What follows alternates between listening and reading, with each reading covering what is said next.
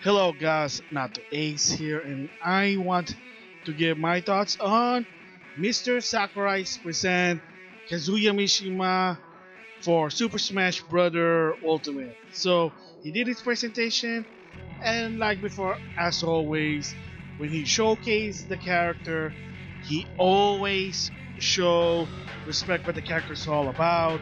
So with Kazuya, there's no difference, and oh boy, when he show respect about the character and its series, it does feel like this character is a Mishima, not a Shoto, and it feels like you're playing Tekken in Smash to some extent. So with that said, I want to give my thoughts on the impression, what I think about it. So first of all, he always does is an introduction to the series, who is Kazuya Mishima. Of course, I have played Tekken before. I'm not really that good. I do enjoy playing the game. It's not something that I play like crazy, but I kind of understand a bit of the lore. Yeah, it is kind of weird.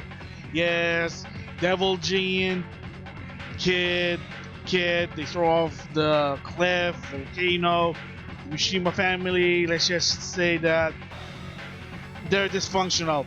I mean, that's the lore is. But there are other things like fight a bear, you got a karate man, you got a kangaroo to some extent, raptor, robots, super soldier. I mean, you name it. I mean, that's what Tekken is. I mean, especially Tekken 7.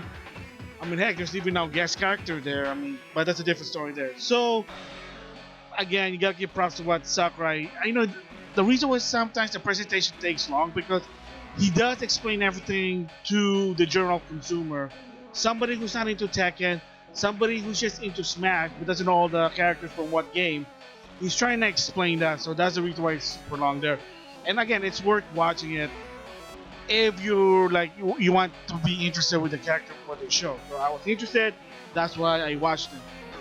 So of course, the first thing he does with Kazuya Showcase is a little bit different. First of all, he showed his special attack, and yes, all his special attack has something to do with his Devil Gene power. So he has Devil Laser, Devil Rush Punch.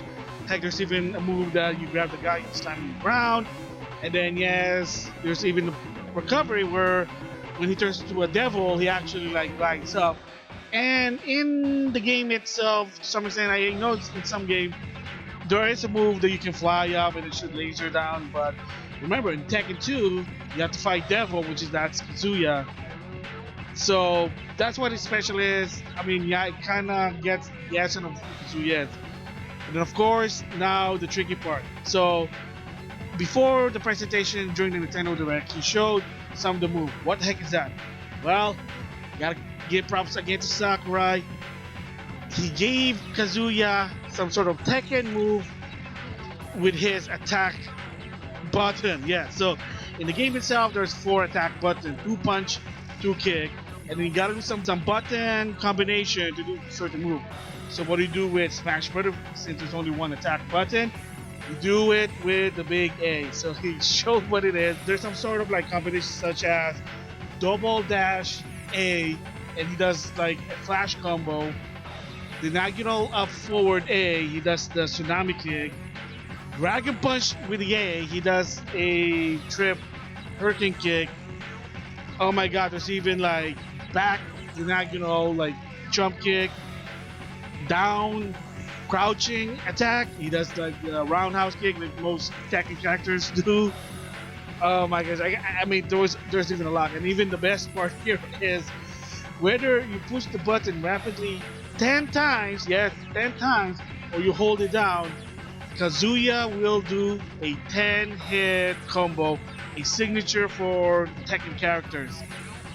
Oh my gosh. So the bottom line is that Kazuya here is more Tekken than Heihachi in PlayStation All-Star Battle Royale, because yeah, Heihachi has some moves, but to some extent he doesn't have like a 10-hit combo there. I mean, he has some signature attacks and some special also. So I'm gonna also talk about that later. So he's grabbed, same deal from Tekken. There's that Stonehenge, which is a headbutt. There's that kick, and then kick again, like a hook kick to the head. And then for the first time ever for this character, he can actually attack characters who are down. I mean, to some extent, for some character, sort of. But he even has moves that when you unleash such as, like I said, the Devil Rush Punch in the special, and certain attack, he can make a character fall down. And in a fighting game, that's sort of crucial because that's like you leave the opponent open, so you can do some extra hit.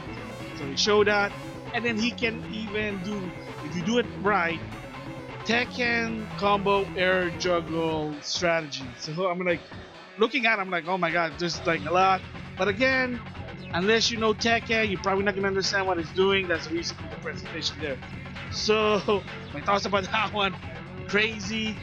The only reason I know about it, like I said, I do play Tekken, I do follow the game itself to some extent.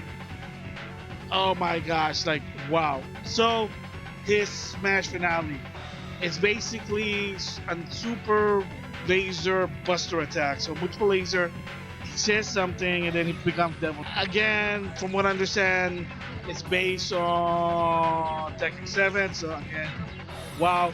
While in the case with Heihachi, because remember, PlayStation Battle Royale has 3 levels of super. If I remember, his level 1 is just some sort of like a downward like hammer fist. It's supposed to be super strong because even in the game itself, there's a level 1. Level 2, he summons Kuma, and then of course, if Kuma attacks the other PlayStation characters, you get a score. And then his level 3 is basically based on Tekken 6, where Heihachi basically changed a lot of his Mishima family, Jin, Lars, and Kazuya, into a rocket and sent him to the moon. So, I mean, yeah, there's sort of a Tekken signature there, but not so much versus Smash version. And I know it's sort of biased, but again, different developer, different creation, different direction. It is what it is. Like I said, Sakura, when it comes to characters, he shows respect. And if you might say, how come he shows more respect with fighting characters? Max kind of said it in his stream multiple times, and I sort of said it in the past before he became a game developer. He used to be a tournament competitor. He left that behind, and he enjoyed a lot of fighting games. There's a reason why Terry was in Smash Bros. Ultimate. He wanted Terry in. I guess in the case with Kazuya, maybe he wanted Kazuya in. I mean, he also considered, according to the internet, for Wii U and 3DS Heihachi, but he didn't understand. So again, he needed more time. Kazuya, again, sort of. Also, a lot of people believe that appreciation to Namco Bandai, because you have to understand also that this game is co-developed by Sora Project, which is Sakurai's company. He's like the mastermind, but he needs a bigger developer, and that's Namco Bandai. Part of the team working for Smash Bros. Ultimate are the Tails group partially, and some of them are also Harada's Tekken group. They're working on the game, so it kind of just makes sense. So my thoughts about his special, again, looks awesome, impressive. I gotta give notch to what Sakurai does there. So like I said, his moves, again, he shows respect to the character. It's not just, they're just putting me in just for the fun of it, and there you go. So, and then of course he showed the stage as expected, Mishima Dojo, sort of a staple stage in the Tekken series. I know it debuted in Tekken 4 and then other Tekken, I mean. And then the hazard that he showed was, so it's kind of like the Onion Dojo from Parappa the Rapper in PlayStation Battle Royale. So it's like a confined place, but then throughout the time in PlayStation All-Star, it opens up, and then of course you have to avoid the Killzone robot, but that's PlayStation.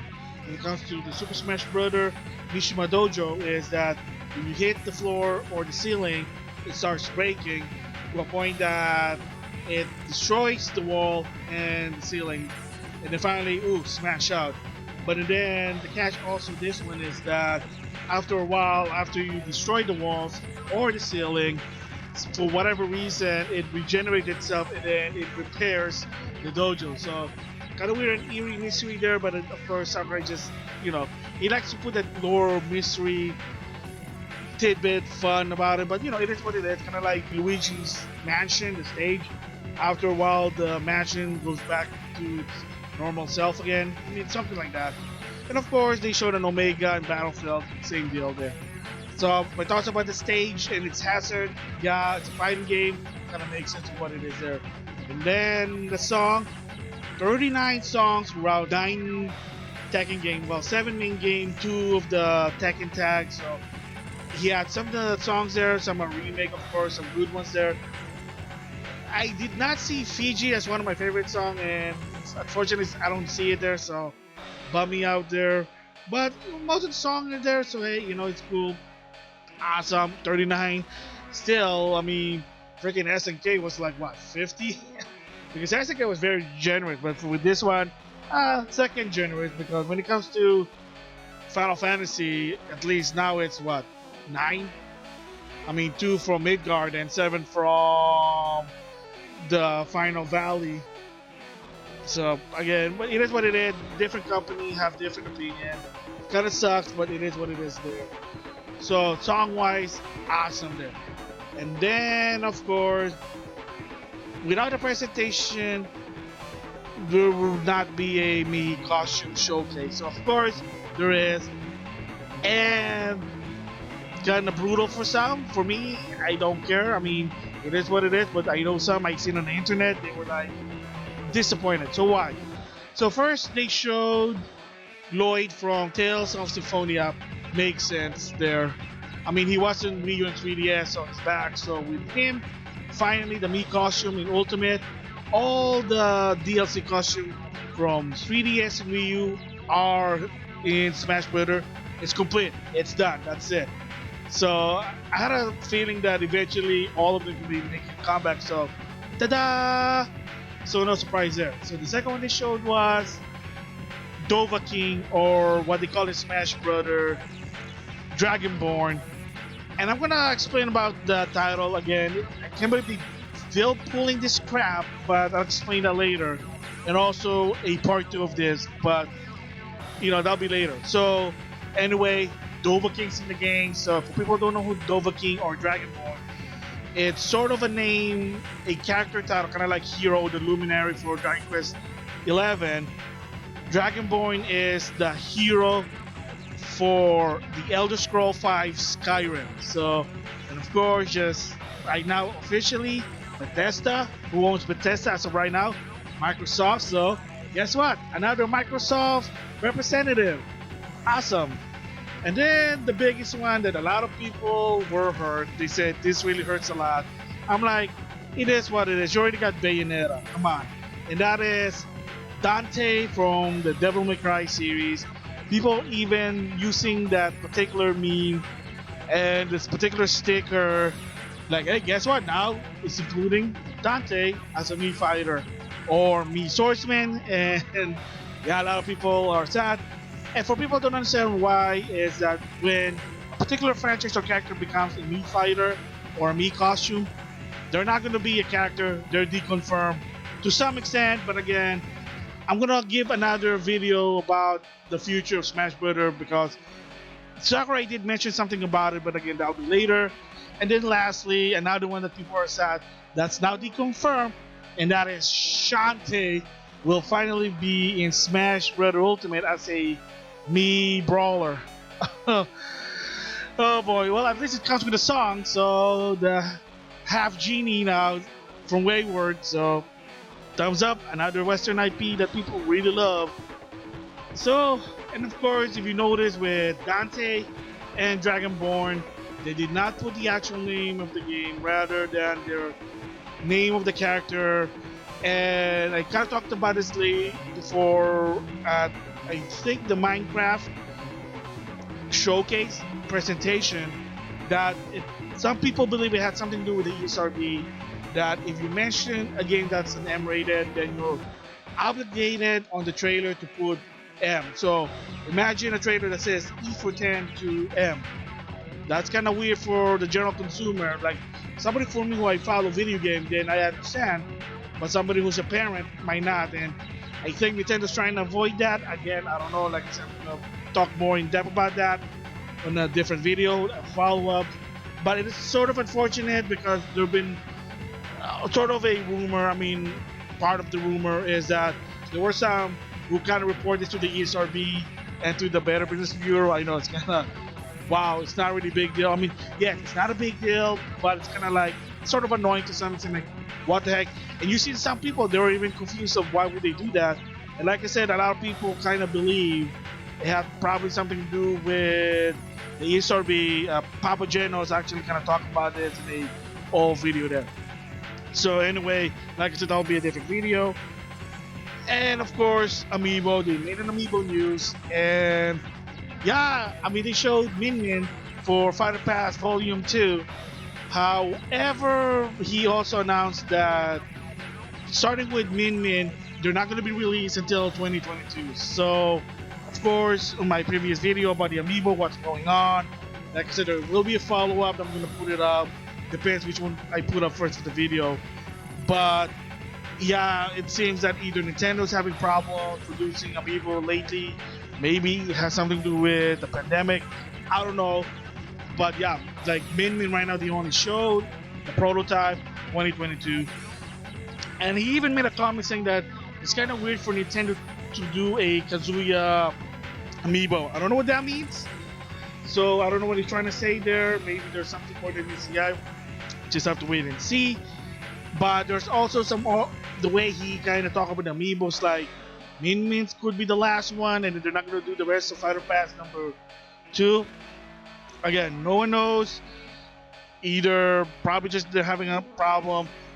Again, there's the financial report that's coming up for the first quarter, so we'll have to wait and see what's going on with that one. But again, so kind of weird there. And of course, closing the presentation, and I have expected probably it's time to end the support to some extent. Again, there'll be another video there, and that he said there will be one more character left, and then that's it. He's done. And for the last character, he say, please, gotta wait for a while again, another long while. The only reason probably is, and he also said it was because what people don't know lately is that you gotta give props in respect to Sakura for actually providing the DLC character for Fighter Pass Volume 2. You also gotta keep in mind that they are working at home and they're not used to it. They're probably having some hurdles still, even so they're finally adapting, but again, it's not that easy. Look at Tekken 7 Season 4. Not a lot of content because again, working home wasn't that easy. So it's kind of like saying that, hey, you know, please wait for the very final character there. And my guess, I was watching one of Max's videos, his reaction to Kazuya. It's probably going to be announced in the Game Awards. Yeah, I wouldn't be surprised that that's going to be, because remember what they said about Fighter Pass Volume 2 is that the character's release is going to be by the end of December of 2021. And he mentioned that in 2019. So think about it. So yeah, so I wouldn't be surprised if he finally said I'm done with this, and I'm gonna talk about that a third video. So it's gonna be sort of a double follow-up, so a three-part. So of course this one, my thoughts of the presentation, awesome there.